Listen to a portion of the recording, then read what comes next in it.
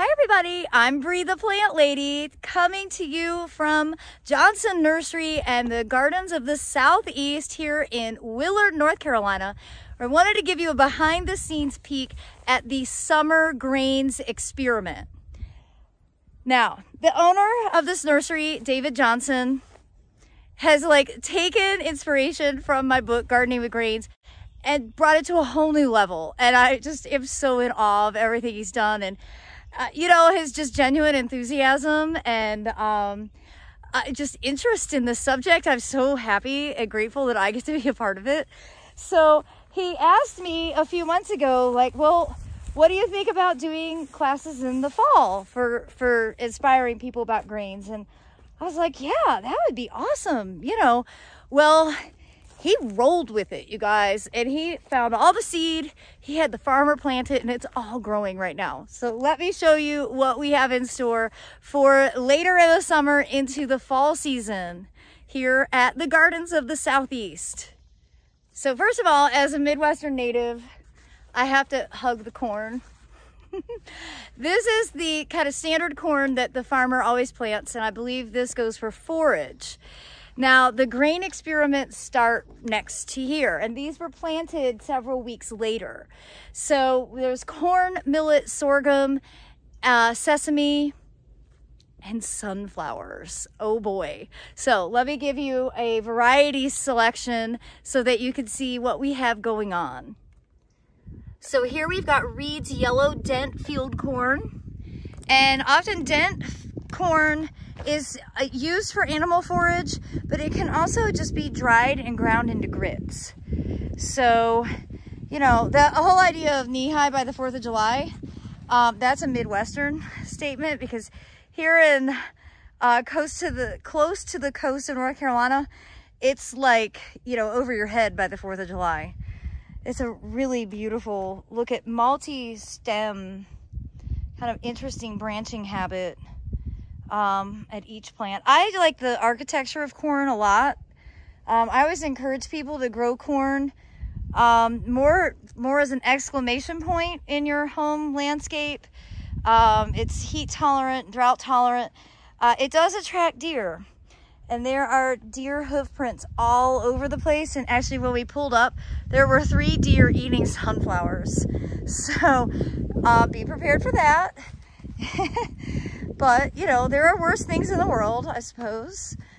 Now here we've got dwarf grain sorghum. Sorghum is a plant I'm really passionate about. It's extremely heat tolerant. It's a native to Africa. Not only is it an important forage plant, but it happens to have the highest levels of magnesium and manganese. And actually, when Mary Poppins was singing about a spoonful of sugar, she was singing about a spoonful of sorghum syrup that used to be prescribed for people who had magnesium deficiencies. So this is grain sorghum. So this is gonna not grow as tall, and it's predominantly harvested for its seed, which can be eaten by people, but it's also very commonly used in bird seed mixes. Most people have accidentally grown sorghum, specifically grain sorghum, and they think that it's corn because it looks a lot like corn, right? They're all related. Remember, all of these grains are in the Poaceae family. They are all wind pollinated, which is why they're so efficient. But if you've ever seen a plant that looks like this at the base of your bird feeder, that is sorghum. So here on the right, we've got dwarf grain sorghum. Here on the left, we've got just grain sorghum. So it'll be interesting to see if there's a big height difference. Right now, they kind of look the same. The main difference, I'd say, between sorghum and corn, the leaves kind of unfurl in a really similar fashion, but you saw how the corn only had 3 breaks at the bottom. Look at how more kind of clumpy the sorghum is. So again, I think sorghum is a really good plant to include in your landscape just as an annual ornamental grass that happens to also provide food for birds that won't need to be irrigated, and it's just really low maintenance and quite dynamic. All right, here we've got sunflower seeds, Paradovic. It's gonna be so epic when these are blooming. You know, our fall classes are gonna be more focused on coming out and harvesting your own bird seed, and we're gonna work with the Audubon Society, and actually it's gonna be really cool. Super unique experience that hasn't really been offered ever before. And when these sunflowers are in bloom, this is totally going to be like a hidden Instagram spot. My gracious. Now here we've got a break, and here we've got Paradovic black sunflower. I'm not sure because I didn't order this seed.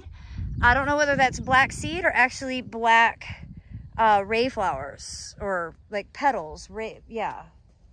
So it'll be really cool to find out. Prosso millet, and look at how funny this is. It's already starting to go to seed, and it's so tiny. Isn't that just the cutest little plant? Look at that. So it'll be interesting to see what this does through the summer. The fact that it's already seeding, whether it just continuously sets seed. I don't really know what the process will be, but I'm really interested to follow it through. I just think it's so beautiful. So if you want something that looks like this at this stage in mid-June, planting in late April, this might have been early May when they planted, this variety of millet might be your answer. Pearl millet has long been one of my favorites. I think it's cool because it looks like daylily clumps, just minus the flowers. And of course, the birds love millet seed. So when these are blooming, this will definitely have a lot of bird activity. It's interesting though, as we pan across, some of the millets in the trial aren't performing well at all. I would say the pearl millet, hands down at this stage, is the best variety. That Prosso alarms me a bit that it's blooming and it's so short, that it's already setting seed and it's so little and it's so early in the season. And then as we walk over here, we have, well, this is all sesame. So this has great germination set. You see, this is sesame seed. That's what the leaves look like, and that will continue to grow all summer. But as we come over here, here's German millet. And not a great germination rate. The plants, yeah, just don't look super strong. They're really small. I mean, they might make it, no, this is the point of a trial. You can't judge too early. But at this stage, I'd say German millet may not want to live here in North Carolina. And I was really surprised to see that the Japanese millet is performing so poorly. So this section is Japanese millet, and you can see the germination rate is really low. Not impressive at all. Well, it looks like we've got a classic afternoon Carolina thunderstorm heading our way. It's about 100 degrees and 1,000% humidity, so a thunderstorm seems pretty rational. I do hope that you will follow along on my crazy grain lady journey now that I've taken it from my yard actually into a field. For me, this is just like an endless opportunity to learn from these plants, and these are plants that we in general are really far removed from, even though we do depend on them. You know, I always say, like, whether you eat grains or the animals you eat, no one's getting around the grain dynamic. And I think it's high time that grains become part of the local food movement. And that's precisely what projects like this are striving for, to engage chefs and engage farmers who, you know, maybe only want to do a few acres to support a local brewery or a local bakery. But there's a lot of awareness that needs to be brought up on this subject. And, you know, that was the purpose of me writing Gardening with Grains. And it really just means the world to me that David Johnson read the book and got so inspired that he took it literally and has done this with his property. All right, so we are back at the farm doing our cool season field to oven experience, but I wanted to follow up because, well, one of the most exciting things, in my opinion, the sesame is starting to flower. So let me show you now an update on all these warm season grains that have been planted since late April, what they look like now in the third week of June. Okay, so we're gonna start right here with the sesame. And I was so excited to just look down and see a little flower? This is white seeded sesame, so it's a white flower. Dark seeded sesame is a pink flower. And they will flower basically at every node all the way up the stalk. Now in my garden, where they're growing in luscious compost and get irrigated regularly, the sesame often grow up to 6 foot tall, and a single stalk will produce thousands of seed. Now this will grow all summer. It's a very heat tolerant, drought tolerant plant. I suspect in this field they'll still grow considerably high. And you can see in here they are mixed with, I think this is the pearl millet that's growing so well, beautiful clumps. I really like the combination of the millet and the sesame together. And well, I just get really excited when I see the start of the sesame. I just sowed my sesame yesterday, no, 2 days ago. So this is what mine will look like soon. So here we have German millet, and it's been hypothesized that it got sown a little too early, and it's just very sensitive to cool soil temperatures. But you can see it's really jumped in the last couple of weeks, and it's already starting to flower. Of course, the seeds will follow. I think it's a highly ornamental plant. You know, that's really nice in flower arrangements, but it's also a plant that, you know, is a gluten-free grain for you to eat. It's a great thing to include for bird seed. And just overall, I think it's a really attractive thing. It looks a lot like a daylily. You look at how it's growing and the height of it. Again, heat and drought tolerant. And the Japanese millet, which a few weeks ago I thought, oh wow, this isn't looking great. The heat is definitely the key to all of this. These warm season grains don't like cold soil, which is why I usually wait and sow them in late June, early July.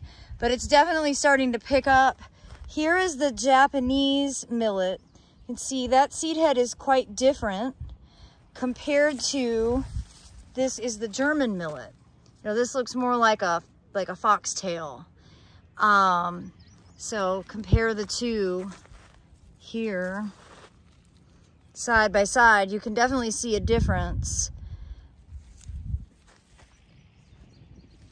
Now, hands down, millet-wise, the pearl millet looks the best, but it is not yet flowering and going to seed, but it's really grown a lot. It's just, I think it's so gorgeous.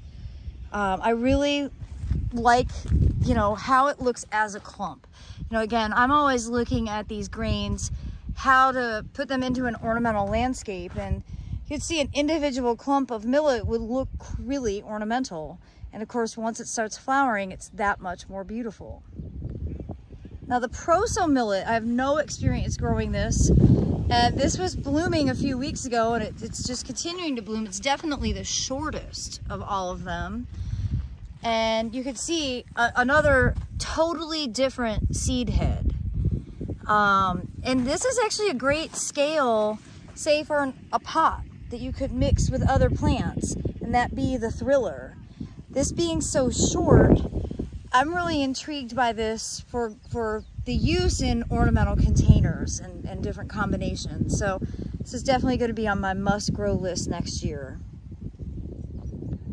Now the sunflowers have grown a ton, and they are close to starting to flower. You can see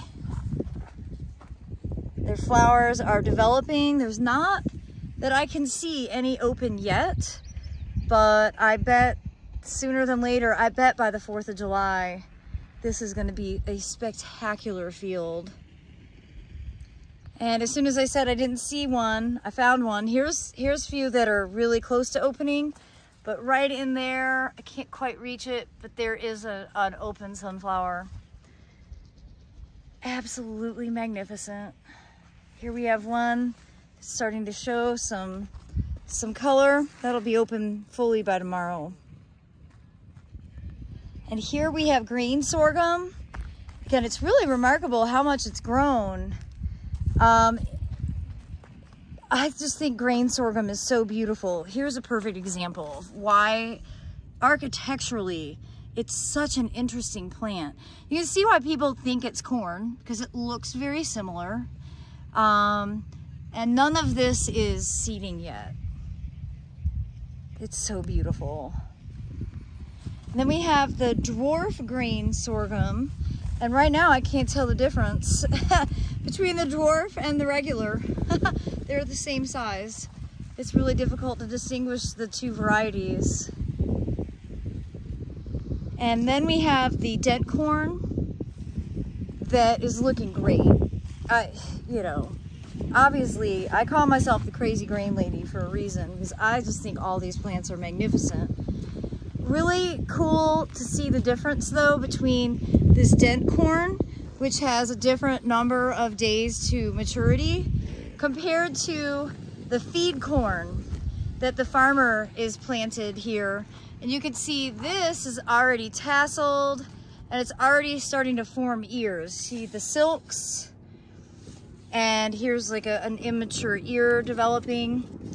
And you know, what's cool about corn, so, you know, all the grains just need wind for pollination, which is why they're so practical, because you need 1 mile-an-hour breeze for that pollen to move down. So that pollen floats down from there and it hits a silk, and that's actually where, like, how the pollination occurs. And every single silk is attached to an individual kernel.